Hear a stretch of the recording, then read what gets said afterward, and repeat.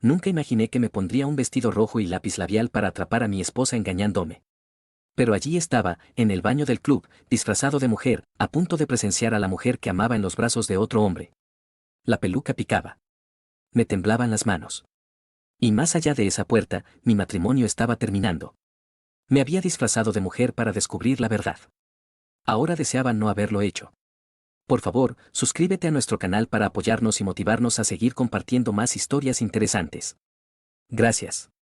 Todo había comenzado 3 meses antes, de manera bastante inocente. Catalina anunció una noche durante la cena que quería tomar clases de comercio electrónico. Últimamente se había sentido inquieta, explicó, atrapada en la rutina de la maternidad y las tareas del hogar. Nuestro hijo, el pequeño Diego, ya tenía 5 años y estaba en la escuela durante el día, y ella necesitaba algo para sí misma. Yo la animé, incluso me sentí aliviado, pensando que esto podría devolver la luz que se había ido apagando lentamente en sus ojos durante el último año. Había encontrado un curso, dijo, impartido por su amiga Lucía, 2 veces por semana por las noches. Los martes y viernes por la noche, besaba a Diego para darle las buenas noches. Me recordaba la rutina para acostarlo y desaparecía en la noche con un bolso para portátil colgado del hombro y un brillo en el paso que no le había visto en meses. Al principio, me alegré por ella. Volvía a casa llena de energía, hablando de sitios web y estrategias de marketing, con las mejillas sonrojadas por lo que yo suponía era la emoción de aprender algo nuevo. Pero luego pequeñas incoherencias comenzaron a acumularse como polvo en rincones a los que no lograba llegar. Mencionó una lección sobre gestión de inventarios una semana y luego no pudo explicar los conceptos básicos cuando se lo pregunté más tarde. Dijo que la clase era de 7 a 10, pero 2 veces no regresó hasta casi la medianoche, culpando a un tráfico que no debería haber existido a esa hora. Su teléfono, que antes dejaba despreocupadamente sobre la encimera de la cocina. Ahora la acompañaba a todas partes, incluso al baño. Cambió su código de acceso. Compró ropa nueva, cosas caras que escondía al fondo del armario. Empezó a usar perfume otra vez, el tipo que usaba cuando nos conocimos, el tipo que me hacía doler el estómago de recuerdos. Me dije a mí mismo que estaba siendo paranoico. El matrimonio requería confianza. Pero las dudas crecieron como malas hierbas, ahogando mi tranquilidad. Un viernes llamé a Lucía. Hubo una larga pausa antes de que dijera, no doy ninguna clase. No he visto a Catalina en meses. El suelo se abrió bajo mis pies. Cuando recuperé la voz, le di las gracias y colgué. No confronté a Catalina esa noche.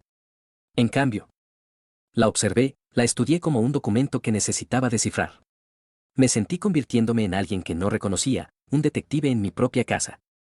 El martes siguiente contraté a una niñera y seguí el coche de Catalina, con el corazón martilleando. Condujo hasta el barrio antiguo y estacionó frente a un club llamado El Suspiro. El rostro del portero se transformó cuando la vio, abriéndose en una gran sonrisa. La abrazó y la hizo pasar sin revisar ninguna lista. Me quedé sentado en mi coche durante 20 minutos, aferrado al volante, tratando de procesar lo que había visto. Un club. Iba a un club. No a un aula, no a un taller de negocios, sino a un lugar de música y bebida y Dios sabía qué más. Me acerqué a la entrada, pero el portero me detuvo con una mano carnosa. Solo miembros, dijo, no con mala intención. Intenté explicar, negociar, pero el hombre era inamovible. Detrás de él, a través de la rendija de la puerta, alcancé a ver luces rojas y oí la voz sensual de un cantante, una voz masculina, suave como la miel. Luego la puerta se cerró y me quedé solo en la calle. Durante 3 días luché con qué hacer. ¿Confrontarla? ¿Seguirla de nuevo? ¿Exigir respuestas? Pero algo me detenía. Necesitaba ver de verdad, qué hacía dentro de ese club. Las palabras podían ser mentiras y las explicaciones podían elaborarse. Solo mis propios ojos me dirían la verdad que necesitaba comprender. Y así se formó el plan, absurdo y desesperado, pero la única manera de avanzar que podía imaginar. Entraría yo mismo a El Suspiro. Pero como el club era solo para miembros y parecía funcionar por reconocimiento, como el portero claramente conocía a Catalina y seguramente me reconocería a mí, necesitaría convertirme en alguien completamente distinto. Necesitaría volverme invisible a plena vista. Necesitaría convertirme en una mujer. Mi hermana Rosa vivía al otro lado de la ciudad y tenía un armario lleno de vestidos elegantes para los eventos sociales que le encantaba asistir. La visité una tarde, inventé una historia sobre una fiesta de disfraces en el trabajo y le pedí prestado un vestido rojo de cóctel. Unos zapatos que me apretaban los pies y una peluca de cabello largo y oscuro. Al empujar la puerta del baño, sentí la música golpearme como una fuerza física. El club era más grande de lo que esperaba, un espacio amplio iluminado por luces rojas y moradas. Un cantante de voz ahumada actuaba en el escenario mientras mis ojos barrían la sala, buscando, con el pulso acelerado. La vi casi de inmediato. Era imposible no verla, incluso entre la multitud, incluso con esa luz. Catalina estaba sentada en un reservado curvo cerca del escenario, con la cabeza echada hacia atrás en una carcajada, la mano apoyada en el muslo del hombre que tenía a su lado. No era cualquier hombre, sino uno de los cantantes. Aún con la ropa de la actuación, la camisa desabrochada mostrando un triángulo de pecho bronceado. Mientras observaba, clavado en el lugar cerca de la entrada del baño, el cantante se inclinó y le susurró algo al oído a Catalina. Ella se volvió hacia él, el rostro radiante de una alegría que no había visto dirigida hacia mí en años, y lo besó de lleno en la boca. El mundo se inclinó. Me aferré al borde de una mesa cercana para sostenerme, y una mujer sentada allí me miró con preocupación. ¿Estás bien?, preguntó. Asentí, incapaz de hablar, incapaz de apartar la mirada del reservado donde mi esposa ahora pasaba los dedos por el cabello de otro hombre. La mano del cantante se movió hacia su cintura. Luego más abajo, con una intimidad que hablaba de familiaridad, de repetición, de una relación que se extendía más allá de esa sola noche. No eran desconocidos. No era un error impulsivo. Era algo practicado, establecido, continuo. Me obligué a moverme, a caminar con cuidado en los tacones desconocidos hacia el bar, donde podía observar sin ser notado. Pedí vino en la barra y observé el reservado donde mi matrimonio se desintegraba en tiempo real. Observé cómo Catalina y Fernando se movían por el club con una gracia natural. Todos parecían conocerlos. Eran parte establecida del tejido de ese lugar. Se dirigieron hacia un pasillo trasero, y lo seguí a distancia, zigzagueando entre mesas, manteniendo el rostro apartado. El pasillo era más oscuro, bordeado de puertas marcadas como camerinos. Fernando abrió una y le hizo un gesto a Catalina para que entrara. Antes de seguirla al interior, miró hacia atrás por el pasillo. Por un momento terrible, pensé que Fernando me estaba mirando directamente, que veía a través del disfraz. Pero la mirada del cantante se deslizó sin reconocerme y desapareció en la habitación, cerrando la puerta tras de sí. Me quedé en el pasillo, temblando. Ya había visto suficiente. Más que suficiente. La evidencia era irrefutable, grabada en mi memoria como cicatrices. Pero aún así, me quedé allí, impulsado por alguna necesidad masoquista de comprender la profundidad total de la traición. Me acerqué más a la puerta, escuché el murmullo bajo de voces en el interior, la risa de Catalina. Pegué la oreja a la madera y escuché el sonido de mi esposa con otro hombre, el roce de la ropa, la brusca inhalación de aire. Me aparté, sintiéndome enfermo, sintiendo como si me hubieran abierto el pecho de par en par. Tropecé de vuelta por el pasillo, atravesé el club y salí por la puerta pasando junto al portero, que apenas me miró. El aire nocturno me golpeó como agua fría. Me quité la peluca en cuanto doblé la esquina, jadeando, con el maquillaje cuidadosamente aplicado corriéndose por el sudor. Me senté en mi coche en el estacionamiento y miré a la nada, a todo. A las ruinas de mi vida extendidas ante mí como vidrio roto. Pero bajo el dolor, bajo el shock y el duelo, algo más estaba creciendo. Algo frío y paciente. Siempre había sido un planificador, un estratega. En mi trabajo resolvía problemas de manera metódica, descomponiéndolos en partes, encontrando soluciones que otros pasaban por alto. Y ahora, mientras estaba sentado en mi coche con un vestido prestado y el maquillaje corrido, empecé a planear. No violencia. No confrontación. Algo más sutil, más devastador.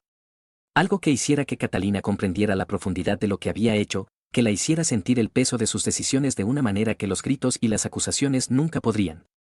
Conduje a casa y pagué a la niñera, revisé a Diego, que dormía plácidamente en su pequeña cama, con una mano recogida bajo la barbilla. Me quedé mucho tiempo en el umbral de la habitación de mi hijo, observando cómo su pecho subía y bajaba, pensando en qué tipo de mundo estaba creciendo, qué clase de padres tenía. Cuando Catalina llegó a casa 2 horas después, yo estaba en la cama, fingiendo dormir. Se deslizó a mi lado, oliendo a ese mismo perfume, y yo permanecí completamente inmóvil, sintiendo el calor de su cuerpo que tan recientemente había estado presionado contra el de otro. A la mañana siguiente, actué como siempre. ¿Cómo fue la clase?, pregunté con naturalidad. Maravillosa, dijo, sin mirarme a los ojos. Ahora estamos aprendiendo sobre marketing digital. Asentí y sonreí. La venganza comenzó pequeña y creció como un veneno cuidadoso. Empecé haciéndome amigo de la exnovia de Fernando, tarea facilitada por las redes sociales y la naturaleza pública de la vida del cantante. Se llamaba Isabela y tenía una pequeña boutique en el distrito artístico. Visité la tienda, elogié su gusto, compré una bufanda cara y entablé conversación. Tomando café una semana después, Isabela mencionó a su ex, el cantante que le había roto el corazón, que tenía debilidad por las mujeres casadas. Me mostró fotos en su teléfono, amarga y herida. Necesitada de contarle a alguien su historia. Yo escuché con murmullos comprensivos, reuniendo información como un soldado reúne inteligencia.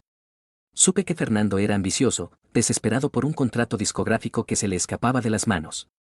Supe que el cantante tenía deudas, que había pedido dinero prestado a gente peligrosa para financiar una grabación que nunca se materializó. Supe que el mayor miedo de Fernando era ser olvidado, volverse irrelevante, envejecer fuera del foco que nunca había logrado pisar del todo. Armado con este conocimiento, empecé a construir mi plan. Creé un perfil falso, un productor musical del extranjero en busca de talento fresco. Me puse en contacto con Fernando a través del sitio web del club, elogiando su voz, insinuando oportunidades. El cantante respondió de inmediato, ansioso y agradecido. Intercambiamos mensajes, y yo desempeñé el papel a la perfección, profesional pero alentador, pidiendo demos, sin prometer nada pero insinuándolo todo. Fernando envió grabaciones, fotografías, su alma desesperada entera empaquetada en archivos digitales. Mientras tanto, no hice nada para cambiar mi rutina con Catalina. Seguí siendo el esposo devoto, el padre atento, el hombre que confiaba plenamente en su esposa. Le pregunté por sus clases, alenté sus intereses, incluso le sugerí que tomara un taller de fin de semana que le daría más tiempo fuera. Ella aceptó agradecida. Y la observé hacer la maleta, sabiendo que se iba a encontrar con Fernando para una escapada romántica. La besé para despedirme y llevé a Diego al parque, empujando a mi hijo en los columpios y sintiendo como el cálculo frío en mi pecho se hacía más fuerte. El fin de semana que Catalina estuvo fuera, le envié a Fernando un mensaje desde la cuenta falsa del productor. Le habían ofrecido un contrato, decía el mensaje, con un sello prestigioso. Querían reunirse con él, escucharlo actuar en vivo, discutir los términos. Pero había una complicación, la oportunidad requería una reubicación inmediata, un compromiso para salir de gira durante 6 meses, comenzando en 2 semanas. Era la oportunidad de su vida, pero significaba dejarlo todo atrás, al menos temporalmente. La respuesta de Fernando llegó en cuestión de minutos, sí, absolutamente, haría lo que fuera. Esperé a que Catalina regresara de su fin de semana, radiante y relajada de una manera que me hacía doler los dientes. Esperé hasta el martes por la noche, cuando se preparaba para salir a otra supuesta clase. La detuve en la puerta, suave y preocupado. He estado pensando, dije. Pareces tan feliz últimamente. Sea lo que sea que estés haciendo, te hace bien. Quiero que sepas que te apoyo completamente. Ella sonrió, me besó la mejilla y prometió que estaría de vuelta a las 10. La vi alejarse conduciendo y comencé la siguiente fase. Le envié a Fernando otro mensaje, el sello quería avanzar rápido, pero tenía preocupaciones sobre su vida personal, sobre compromisos que pudieran distraerlo de su carrera. Habían oído rumores sobre una relación con una mujer casada, y eso era problemático para su imagen. Si Fernando quería el contrato, necesitaba terminar las cosas limpiamente y centrarse por completo en su música. El mensaje estaba cuidadosamente redactado, jugando con cada inseguridad, cada ambición, cada miedo. La respuesta de Fernando llegó tras un largo retraso, lo entendía, se encargaría de ello, su carrera tenía que ser lo primero. Estuve en el club ese viernes, de nuevo disfrazado, aunque menos elaboradamente esta vez. Llevaba ropa sencilla, maquillaje mínimo, y me senté en un rincón oscuro desde donde podía observar. Vi llegar a Catalina, la vi buscar a Fernando entre la multitud. El cantante estaba actuando, y ella esperó en su reservado habitual, pidiendo bebidas, revisando su teléfono. Cuando terminó el set de Fernando, se acercó al reservado, pero su lenguaje corporal era incorrecto. Se sentó rígido, no quiso mirarla a los ojos. No podía oír las palabras, pero podía leer la historia en sus gestos, Fernando explicando, la confusión de Catalina convirtiéndose en dolor, su mano extendiéndose hacia su brazo, él apartándose. Hablaron durante 20 minutos, y con cada momento que pasaba, el rostro de Catalina se desmoronaba un poco más. Finalmente, Fernando se levantó, dijo algo breve y se fue. Catalina se quedó sola en el reservado, mirando su bebida, y vi lágrimas en sus mejillas. Me fui antes que ella, conduje a casa y estaba en la cama cuando regresó horas después. Fue directamente al baño y oí correr la ducha durante mucho tiempo. Cuando por fin se acostó, se recostó de lado, dándome la espalda, y sus hombros se sacudían con un llanto silencioso. A la mañana siguiente, estaba callada. Distante. Cumplió mecánicamente con el desayuno y con preparar a Diego para la escuela, pero algo se había roto en su interior. Yo interpreté a la perfección el papel del esposo preocupado. ¿Está todo bien?, pregunté. Forzó una sonrisa. Solo estoy cansada. Le sugerí que se saltara la clase de ese martes, que se tomara un tiempo para ella. Aceptó sin discutir. Pero volvió al club el viernes siguiente. Sabía que lo haría. El desamor exigía respuestas, cierre, una última oportunidad para entender. Esta vez no la seguí. Sabía lo que pasaría, Fernando estaría distante, quizá cruel en su necesidad de cortar el vínculo por completo. La fantasía en la que Catalina había estado viviendo se haría añicos contra la realidad de que nunca había sido más que una distracción, una mujer útil para llenar los espacios entre las ambiciones frustradas de Fernando. En las semanas siguientes, Catalina se marchitó. Dejó de mencionar sus clases. Dejó de usar perfume. Se movía por la casa como un fantasma, cuidando a Diego de forma mecánica, apenas hablándome. La observaba con una mezcla de satisfacción y culpa, la venganza funcionando exactamente como había planeado, pero sintiéndose más vacía de lo que había esperado. Ella estaba sufriendo, sí, pero también lo estaba nuestro hijo, que preguntaba por qué mamá estaba triste, por qué ya no jugaba con él. Una noche la encontré en la cocina, mirando por la ventana a la nada. Me coloqué a su lado y, tras un largo silencio, habló sin mirarme. ¿Alguna vez sientes que has desperdiciado tu vida?, preguntó. Su voz estaba cruda, despojada de fingimientos. Consideré cuidadosamente mi respuesta. A veces, dije. Pero luego miro a Diego y recuerdo lo que importa. Asintió, aún sin mirarme. He cometido errores terribles, dijo en voz baja. Pensé que me estaba encontrando a mí misma, pero solo estaba huyendo. De la responsabilidad. De envejecer. De ser ordinaria. Hizo una pausa y una lágrima le recorrió la mejilla. Hice daño a personas. A personas que amo. Y ahora ni siquiera puedo explicar por qué, porque nada de eso significó nada. Todo fue simplemente nada. Sentí que mi venganza cuidadosamente construida se resquebrajaba. Esto era lo que había querido, su arrepentimiento. Su comprensión, su dolor reflejando el mío. Pero al oír quebrarse su voz, al verla reducida a esta versión hueca de sí misma, sentí que algo se desplazaba dentro de mí. La satisfacción fría que había anticipado no estaba allí. En su lugar, solo había más vacío, más pérdida. Tenía una última carta por jugar, la pieza de venganza que había estado guardando.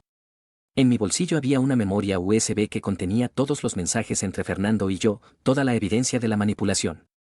Había planeado mostrársela, revelar que su desamor había sido diseñado, que incluso su sufrimiento era algo que yo había controlado. Sería la prueba definitiva de mi poder, el giro final del cuchillo. Metí la mano en el bolsillo y sentí el frío plástico de la memoria.